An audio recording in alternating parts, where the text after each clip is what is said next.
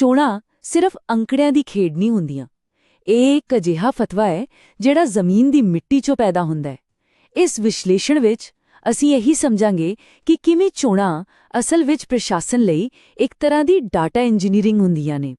ਆਪਾਂ ਫਿਰੋਜ਼ਪੁਰ ਦਿਹਾਤੀ ਦੇ ਸਿਆਸੀ ਮਾਹੌਲ ਨੂੰ ਸਮਝਾਂਗੇ, ਕਿਸੇ ਇੱਕ ਤੇ ਉਂਗਲ ਚੁੱਕਣ ਲਈ ਨਹੀਂ, ਬਲਕਿ ਉਹਨਾਂ ਸਿਸਟਮਾਂ ਨੂੰ ਸਮਝਣ ਲਈ ਜਿਹੜੇ ਵੋਟਰਾਂ ਦੇ ਫੈਸਲਿਆਂ ਤੇ ਅਸਰ ਪਾਉਂਦੇ ਨੇ।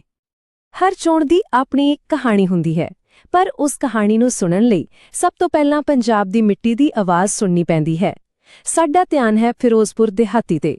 ਇੱਥੋਂ ਦੇ ਸਿਆਸੀ ਬਦਲਾਅ ਦੀ ਜੜ ਨੂੰ ਫੜਨ ਲਈ ਸਾਨੂੰ ਉੱਥੋਂ ਦੀ ਜ਼ਮੀਨ, ਉੱਥੋਂ ਦੇ ਲੋਕ ਅਤੇ ਉਹਨਾਂ ਦੀਆਂ ਰੋਜ਼ਾਨਾ ਦੀਆਂ ਮੁਸ਼ਕਿਲਾਂ ਨੂੰ ਸਮਝਣਾ ਪੈਣਾ। ਅਸਲੀ ਫਤਵਾ ਇੱਥੋਂ ਹੀ ਸ਼ੁਰੂ ਹੁੰਦਾ ਹੈ, ਖੇਤਾਂ ਵਿੱਚੋਂ, ਪਿੰਡਾਂ ਦੀਆਂ ਗਲੀਆਂ ਵਿੱਚੋਂ। ਤਾਂ ਫਿਰ ਆਖਿਰ ਜ਼ਮੀਨ ਦੀ ਆਵਾਜ਼ ਹੈ ਕੀ? ਇਸ ਪਹਿਲੇ ਹਿੱਸੇ ਵਿੱਚ ਆਪਾਂ ਇਹੀ ਦੇਖਾਂਗੇ ਕਿ ਲੋਕਾਂ ਦੀ ਰੋਜ਼ੀ-ਰੋਟੀ ਕੀ ਹੈ, ਉਹਨਾਂ ਦੀਆਂ ਸ਼ਿਕਾਇਤਾਂ ਕੀ ਨੇ ਅਤੇ ਉਹਨਾਂ ਦੇ ਸੁਪਨੇ ਕੀ ਨੇ। ਆਓ ਫਿਰੋਜ਼ਪੁਰ ਦਿਹਾਤੀ ਦੇ ਸਮਾਜਿਕ ਅਤੇ ਆਰਥਿਕ ਤਾਣੇ-ਬਾਣੇ ਨੂੰ ਸਮਝੀਏ, ਜਿਹੜਾ ਕਿ ਇੱਕ ਅਨੁਸੂਚਿਤ ਜਾਤੀ ਲਈ ਰਾਖਵਾਂ ਹਲਕਾ ਹੈ, ਤੇ ਦੇਖੀਏ ਕਿ ਲੋਕਾਂ ਦੀ ਜ਼ਿੰਦਗੀ ਸਿਆਸਤ ਨੂੰ ਕਿਵੇਂ ਮੋੜ ਦਿੰਦੀ ਹੈ। ਦੇਖੋ, ਫਿਰੋਜ਼ਪੁਰ ਦਿਹਾਤੀ ਨੂੰ ਸਮਝਣ ਲਈ ਪਹਿਲਾਂ ਇੱਥੋਂ ਦੇ ਲੋਕਾਂ ਨੂੰ ਸਮਝਣਾ ਪਵੇਗਾ। ਇਹ ਇੱਕ ਐਸੀ ਰਿਜ਼ਰਵ ਸੀਟ ਹੈ। ਇੱਥੇ ਦਲਿਤ ਭਾਈਚਾਰੇ, ਖਾਸ ਕਰਕੇ ਮਜ਼ਹਬੀ ਅਤੇ ਰਾਮਦਾਸੀਆ ਸਿੱਖਾਂ ਦੀ ਵੱਡੀ ਗਿਣਤੀ ਹੈ। ਨਾਲ ਹੀ ਜੱਟ ਸਿੱਖ ਅਤੇ ਓਬੀਸੀ ਆਬਾਦੀ ਵੀ ਕਾਫੀ ਹੈ। ਅਤੇ ਸਭ ਤੋਂ ਵੱਡੀ ਗੱਲ, ਇੱਥੋਂ ਦੀ ਪੂਰੀ ਆਰਥਿਕਤਾ ਖੇਤੀ ਤੇ ਟਿਕੀ ਹੋਈ ਹੈ। ਮਤਲਬ ਸਾਫ਼ ਹੈ, ਜ਼ਮੀਨ ਅਤੇ ਉਸ ਨਾਲ ਜੁੜੇ ਮੁੱਦੇ ਹੀ ਸਭ ਤੋਂ ਵੱਧ ਮਾਇਨੇ ਰੱਖਦੇ ਨੇ। ਇੱਥੋਂ ਦੇ ਵੋਟਰਾਂ ਦੀਆਂ ਸ਼ਿਕਾਇਤਾਂ ਬਹੁਤ ਡੂੰਘੀਆਂ ਨੇ ਤੇ ਹਰ ਵਰਗ ਦੀ ਆਪਣੀ ਇੱਕ ਵੱਖਰੀ ਪੀੜ ਹੈ। ਦਲਿਤ ਭਾਈਚਾਰੇ ਲਈ ਸਭ ਤੋਂ ਵੱਡਾ ਦਰਦ ਹੈ ਜ਼ਮੀਨ ਦਾ ਮਾਲਿਕ ਨਾ ਹੋਣਾ। ਇਹੀ ਉਹਨਾਂ ਦੀ ਅਸਲ ਪੀੜ ਹੈ। ਉਹ ਸ਼ਾਮਲਾਤ ਜ਼ਮੀਨ ਤੇ ਆਪਣੇ ਹੱਕਾਂ ਲਈ ਤੇ ਜਾਤ-ਪਾਤ ਦੇ ਵਿਤਕਰੇ ਨਾਲ ਲੜ ਰਹੇ ਨੇ। ਨੌਜਵਾਨਾਂ ਨੂੰ ਬੇਰੁਜ਼ਗਾਰੀ, ਨਸ਼ੇ ਤੇ ਬਾਹਰ ਜਾਣ ਦੀ ਮਜਬੂਰੀ ਖਾ ਰਹੀ ਹੈ, ਤੇ ਕਿਸਾਨ ਜਿਹੜੇ ਇਸ ਇਲਾਕੇ ਦੀ ਰੀੜ੍ਹ ਦੀ ਹੱਡੀ ਨੇ, ਉਹ ਐਮਐਸਪੀ ਦੀ ਚਿੰਤਾ, ਕਰਜ਼ੇ ਤੇ ਵਧ ਰਹੀਆਂ ਲਾਗਤਾਂ ਤੋਂ ਪਰੇਸ਼ਾਨ ਨੇ। ਇਹ ਇੱਕ ਅੰਕੜਾ ਪੂਰੀ ਕਹਾਣੀ ਦੱਸ ਦਿੰਦਾ ਹੈ। ਜਿਸ ਸੂਬੇ ਵਿੱਚ ਦਲਿਤ ਆਬਾਦੀ ਦਾ ਲਗਭਗ ਤੀਜਾ ਹਿੱਸਾ ਹੋਣ, ਉੱਥੇ ਉਹਨਾਂ ਕੋਲ ਸਿਰਫ 3.5% ਜ਼ਮੀਨ ਹੈ। ਇਹ ਸਿਰਫ ਇੱਕ ਅੰਕੜਾ ਨਹੀਂ ਹੈ, ਇਹ ਸਨਮਾਨ ਤੋਂ ਇਨਕਾਰ ਦੀ ਕਹਾਣੀ ਹੈ। ਸਾਡਾ ਸੰਵਿਧਾਨ ਹਰ ਨਾਗਰਿਕ ਦੇ ਸਨਮਾਨ ਦੀ ਗੱਲ ਕਰਦਾ ਹੈ। ਜਦੋਂ ਇੱਕ ਪੂਰੇ ਭਾਈਚਾਰੇ ਕੋਲ ਜ਼ਮੀਨ ਵਰਗਾ ਬੁਨਿਆਦੀ ਹੱਕ ਨਾ ਹੋਵੇ, ਤਾਂ ਇਹ ਸਿਰਫ ਪੈਸੇ ਧੇਲੇ ਦਾ ਮੁੱਦਾ ਨਹੀਂ, ਬਲਕਿ ਇਨਸਾਨੀ ਸਨਮਾਨ ਦਾ ਸਵਾਲ ਬਣ ਜਾਂਦਾ ਹੈ। ਇਹ ਕਿਸੇ ਇੱਕ ਬੰਦੇ ਦੀ ਨਹੀਂ, ਸਿਸਟਮ ਦੀ ਨਾਕਾਮੀ ਹੈ। ਤਾਂ ਫਿਰ ਇਨ੍ਹਾਂ ਡੂੰਘੀਆਂ ਸ਼ਿਕਾਇਤਾਂ ਦਾ ਵੋਟਾਂ ਤੇ ਕੀ ਅਸਰ ਹੋਇਆ? ਆਓ ਹੁਣ ਅੰਕੜਿਆਂ ਦੀ ਕਹਾਣੀ ਸੁਣੀਏ। 2022 ਦੇ ਉਸ ਵੱਡੇ ਸਿਆਸੀ ਭੁਚਾਲ ਦੀ, ਜਿਸਨੇ ਪੰਜਾਬ ਦੀ ਸਿਆਸਤ ਦਾ ਨਕਸ਼ਾ ਹੀ ਬਦਲ ਦਿੱਤਾ। 2022 ਦੀਆਂ ਚੋਣਾਂ ਦੇ ਮੁੱਖ ਆંકੜੇ ਦੇਖੋ। ਕੁੱਲ 1,95,975 ਵੋਟਰਾਂ ਵਿੱਚੋਂ ਲਗਭਗ 70% ਨੇ ਵੋਟ ਪਾਈ। ਆਮ ਆਦਮੀ ਪਾਰਟੀ ਨੂੰ ਤਕਰੀਬਨ ਅੱਧੀਆਂ ਵੋਟਾਂ ਯਾਨੀ 49.56% ਮਿਲੀਆਂ, ਜਦਕਿ ਕਾਂਗਰਸ ਸਿਰਫ 13.43% ਤੇ ਹੀ ਸਿਮਟ ਗਈ। ਇਹ ਆંકੜੇ ਸਿਰਫ ਹਾਰ-ਜਿੱਤ ਨਹੀਂ ਦੱਸ ਰਹੇ, ਇਹ ਇੱਕ ਬਹੁਤ ਵੱਡੀ ਸਿਆਸੀ ਤਬਦੀਲੀ ਦਾ ਐਲਾਨ ਕਰ ਰਹੇ ਸਨ। ਅਤੇ ਇਹ ਬਾਰ ਚਾਰਟ ਜਿੱਤ ਦੀ ਤਸਵੀਰ ਨੂੰ ਹੋਰ ਵੀ ਸਾਫ਼ ਕਰ ਦਿੰਦਾ ਹੈ। ਆਪ ਦਾ ਵੋਟ ਸ਼ੇਅਰ ਲਗਭਗ 50% ਨੂੰ ਛੂ ਰਿਹਾ ਹੈ, ਜਦਕਿ ਉਸ ਵੇਲੇ ਦੀ ਸੱਤਾਧਾਰੀ ਕਾਂਗਰਸ 15% ਤੋਂ ਵੀ ਹੇਠਾਂ ਰਹਿ ਗਈ। ਦੋਵਾਂ ਵਿਚਲਾ ਫਰਕ ਦੇਖੋ, ਇਹ ਛੋਟਾ-ਮੋਟਾ ਫਰਕ ਨਹੀਂ ਹੈ, ਇਹ ਇੱਕ ਸਿਆਸੀ ਲਹਿਰ ਸੀ। ਤੇ ਜਿੱਤ ਦਾ ਫਰਕ 27,746 ਵੋਟਾਂ। ਇਹ ਸਿਰਫ ਇੱਕ ਜਿੱਤ ਨਹੀਂ ਸੀ, ਇਹ ਇੱਕ ਬਹੁਤ ਵੱਡਾ ਫਤਵਾ ਸੀ। ਇਹ ਨੰਬਰ ਦੱਸਦਾ ਹੈ ਕਿ ਲੋਕਾਂ ਨੇ ਕਿੰਨੀ ਤਾਕਤ ਨਾਲ ਬਦਲਾਅ ਲਈ ਵੋਟ ਪਾਈ ਸੀ ਤੇ ਮੌਜੂਦਾ ਸਿਸਟਮ ਦੇ ਖਿਲਾਫ ਕਿੰਨਾ ਜ਼ਿਆਦਾ ਗੁੱਸਾ ਸੀ। ਤਾਂ ਇਸ ਸਿਆਸੀ ਲਹਿਰ ਦੇ ਪਿੱਛੇ ਅਸਲ ਕਾਰਨ ਕੀ ਸਨ? ਵੋਟਰਾਂ ਦੇ ਇਸ ਫੈਸਲੇ ਦਾ ਸਹੀ ਮਤਲਬ ਕੀ ਸੀ? ਆਓ ਇਸ ਭਾਗ ਵਿੱਚ ਕੀ ਹੋਇਆ ਤੋਂ ਅੱਗੇ ਵਧ ਕੇ ਕਿਉਂ ਹੋਇਆ ਦੀ ਪੜਤਾਲ ਕਰੀਏ। ਕਾਂਗਰਸ ਲਈ 2017 ਵਿੱਚ 45.3% ਵੋਟ ਸ਼ੇਅਰ ਤੋਂ 2022 ਵਿੱਚ ਸਿਰਫ 13.4% ਤੇ ਆ ਜਾਣਾ, ਇਹ ਹਾਰ ਨਹੀਂ, ਇਹ ਤਾਂ ਇੱਕ ਤਰ੍ਹਾਂ ਨਾਲ ਢਹਿ-ਢੇਰੀ ਹੋਣਾ ਸੀ।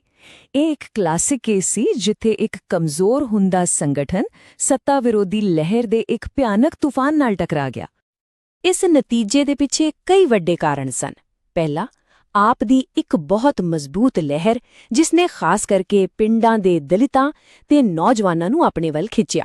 ਦੂਜਾ, ਦੋਵਾਂ ਰਵਾਇਤੀ ਪਾਰਟੀਆਂ ਕਾਂਗਰਸ ਅਤੇ ਅਕਾਲੀ ਦਲ ਦੇ ਖਿਲਾਫ ਲੋਕਾਂ ਦਾ ਵੱਧਦਾ ਗੁੱਸਾ। ਤੀਜਾ, ਬੂਥ ਪੱਧਰ ਤੇ ਕਮਜ਼ੋਰ ਅਤੇ ਖਿੰਡਿਆ ਹੋਇਆ ਢਾਂਚਾ। ਅਤੇ ਆਖਰੀ ਗੱਲ, ਇੱਕ ਅਜਿਹਾ ਉਮੀਦਵਾਰ ਜਿਸ ਦਾ ਤਜਰਬਾ ਵੀ ਘੱਟ ਸੀ ਅਤੇ ਸਥਾਨਕ ਪੱਧਰ ਤੇ ਪਹਿਚਾਣ ਵੀ। ਅੱਛਾ, ਹੁਣ ਥੋੜਾ ਪਿੱਛੇ ਜਾ ਕੇ ਦੇਖਦੇ ਹਾਂ ਕਿ ਇਹ ਬਦਲਾਅ ਬਸ ਇੱਕ ਵਾਰ ਦੀ ਘਟਨਾ ਸੀ ਜਾਂ ਫਿਰ ਫਿਰੋਜ਼ਪੁਰ ਦਿਹਾਤੀ ਦੇ ਵੋਟਰ ਹਮੇਸ਼ਾ ਹੀ ਬਦਲਦੇ ਰਹੇ ਨੇ। ਆਓ ਇਸ ਹਲਕੇ ਦਾ ਚੋਣ ਇਤਿਹਾਸ ਦੇਖੀਏ। ਇਹ ਸਾਨੂੰ ਲੋਕਾਂ ਦੇ ਭਰੋਸੇ ਦੇ ਪੈਟਰਨ ਬਾਰੇ ਬਹੁਤ ਕੁਝ ਦੱਸੇਗਾ। ਇਹ ਸਮਾਂ ਰੇਖਾ ਬੜੀ ਦਿਲਚਸਪ ਕਹਾਣੀ ਦੱਸਦੀ ਹੈ। 2012 ਵਿੱਚ ਅਕਾਲੀ ਦਲ ਸਿਰਫ 162 ਵੋਟਾਂ ਦੇ ਮਾਮੂਲੀ ਫਰਕ ਨਾਲ ਜਿੱਤਿਆ ਸੀ। 2017 ਵਿੱਚ ਕਾਂਗਰਸ ਨੇ 45.3% ਵੋਟਾਂ ਨਾਲ ਸੀਟ ਤੇ ਦੁਬਾਰਾ ਕਬਜ਼ਾ ਕੀਤਾ ਅਤੇ ਫਿਰ 2022 ਵਿੱਚ ਆਪ ਨੇ ਲਗਭਗ 50% ਵੋਟਾਂ ਨਾਲ ਸਭ ਕੁਝ ਹੀ ਬਦਲ ਦਿੱਤਾ। ਇਸ ਤੋਂ ਸਾਫ਼ ਪਤਾ ਲੱਗਦਾ ਹੈ ਕਿ ਇਸ ਹਲਕੇ ਦੇ ਵੋਟਰ ਕਿਸੇ ਇੱਕ ਪਾਰਟੀ ਨਾਲ ਬੰਨੇ ਹੋਏ ਨਹੀਂ ਹਨ। ਉਹ ਕੰਮ ਦੇਖਦੇ ਹਨ, ਵਾਅਦੇ ਨਹੀਂ। ਇਸ ਪੂਰੇ ਵਿਸ਼ਲੇਸ਼ਣ ਦਾ ਸਾਰ ਇਸ ਇੱਕ ਲਾਈਨ ਵਿੱਚ ਹੈ। ਇਹ ਰੁਝਾਨ ਵੱਧਦੀ ਹੋਈ ਸੱਤਾ ਵਿਰੋਧੀ ਭਾਵਨਾ ਅਤੇ ਜ਼ਮੀਨੀ ਪੱਧਰ ਤੇ ਆਪਣੀ ਪਹਿਚਾਣ ਨੂੰ ਮੁੜ ਬਣਾਉਣ ਦੀ ਲੋੜ ਵੱਲ ਇਸ਼ਾਰਾ ਕਰਦੇ ਹਨ। ਗੱਲ ਸਾਫ਼ ਹੈ, ਭਰੋਸਾ ਜ਼ਮੀਨ ਤੇ ਬਣਾਇਆ ਜਾਂਦਾ ਹੈ ਅਤੇ ਜਦੋਂ ਪਾਰਟੀਆਂ ਲੋਕਾਂ ਤੋਂ ਦੂਰ ਹੋ ਜਾਂਦੀਆਂ ਹਨ ਤਾਂ ਲੋਕ ਨਵੇਂ ਰਾਹ ਲੱਭ ਹੀ ਲੈਂਦੇ ਨੇ। ਠੀਕ ਹੈ, ਸਮੱਸਿਆ ਨੂੰ ਸਮਝਣਾ ਅੱਧਾ ਕੰਮ ਹੈ। ਹੁਣ ਅਸੀਂ ਹੱਲ ਵੱਲ ਵਧਦੇ ਹਾਂ। ਇਹ ਹਿੱਸਾ ਇੱਕ ਸਪਸ਼ਟ ਖਾਕਾ ਪੇਸ਼ ਕਰਦਾ ਹੈ, ਇੱਕ ਬਲੂਪ੍ਰਿੰਟ ਕਿਸੇ ਵੀ ਸਿਆਸੀ ਪਾਰਟੀ ਲਈ ਜੋ ਸੱਚੇ ਦਿਲੋਂ ਫਿਰੋਜ਼ਪੁਰ ਦਿਹਾਤੀ ਦੇ ਲੋਕਾਂ ਦੀ ਸੇਵਾ ਕਰਨਾ ਚਾਹੁੰਦੀ ਹੈ। ਇਹ ਸਿਰਫ ਚੋਣ ਜਿੱਤਣ ਦਾ ਤਰੀਕਾ ਨਹੀਂ, ਬਲਕਿ ਪ੍ਰਸ਼ਾਸਨ ਦਾ ਇੱਕ ਰੋਡ ਮੈਪ ਹੈ। ਕਿਸੇ ਵੀ ਵਾਪਸੀ ਲਈ ਇੱਕ ਸੋਚੀ ਸਮਝੀ ਯੋਜਨਾ ਚਾਹੀਦੀ ਹੈ। ਇਹ 4 ਪੜਾਵੇ ਯੋਜਨਾ ਇੱਕ ਤਰੀਕਾ ਦੱਸਦੀ ਹੈ।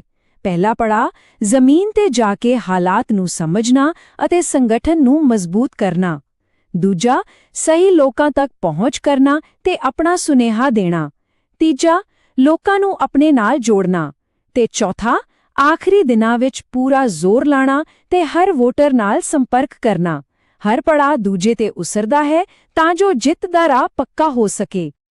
ਪਹਿਲੇ 2 ਪੜਾਅ ਸਭ ਤੋਂ ਜ਼ਰੂਰੀ ਨੇ। ਲੋਕਾਂ ਨੂੰ ਸੁਣੋ ਅਤੇ ਉਹਨਾਂ ਨਾਲ ਜੁੜੋ।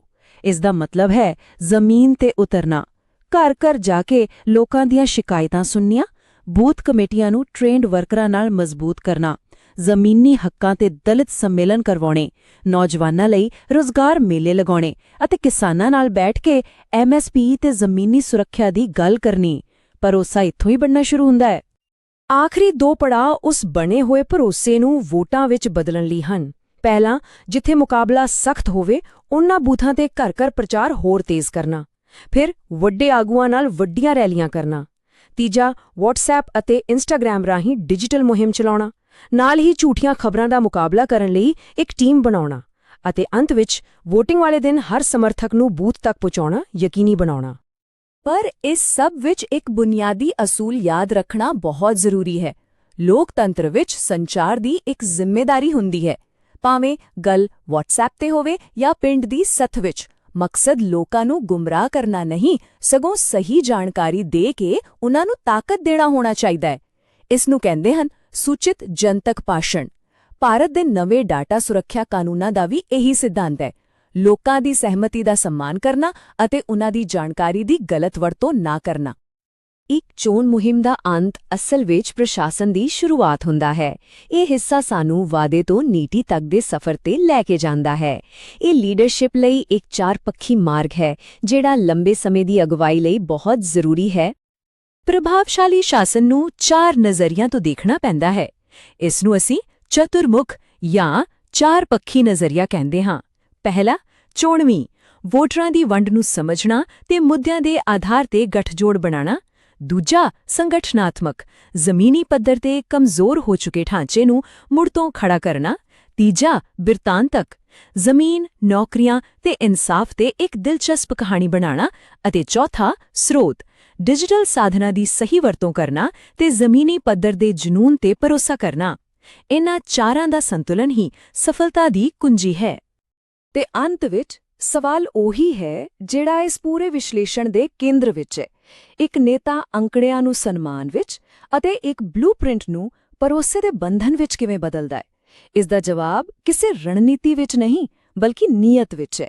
ਲੋਕਾਂ ਦੀ ਜ਼ਿੰਦਗੀ ਨੂੰ ਸੱਚਮੁੱਚ ਸਮਝਣ ਅਤੇ ਉਹਨਾਂ ਦੀ ਸੇਵਾ ਕਰਨ ਦੇ ਇਰਾਦੇ ਵਿੱਚ ਹੈ। ਜੇਕਰ ਤੁਸੀਂ ਇੱਕ ਲੋਕ ਕੇਂਦਰਿਤ ਨੇਤਾ ਬਣਨਾ ਚਾਹੁੰਦੇ ਹੋ ਅਤੇ ਆਪਣੇ ਹਲਕੇ ਦਾ ਵਿਕਾਸ ਕਰਨਾ ਚਾਹੁੰਦੇ ਹੋ ਤਾਂ blueprintstrategies.ai ਨਾਲ mgr@blueprintstrategies.ai ਤੇ ਸੰਪਰਕ ਕਰੋ ਜਾਂ 08042041602 ਤੇ ਕਾਲ ਕਰੋ। ਰਾਜਨੀਤੀ ਤੋਂ ਪਰੇ ਉਦੇਸ਼।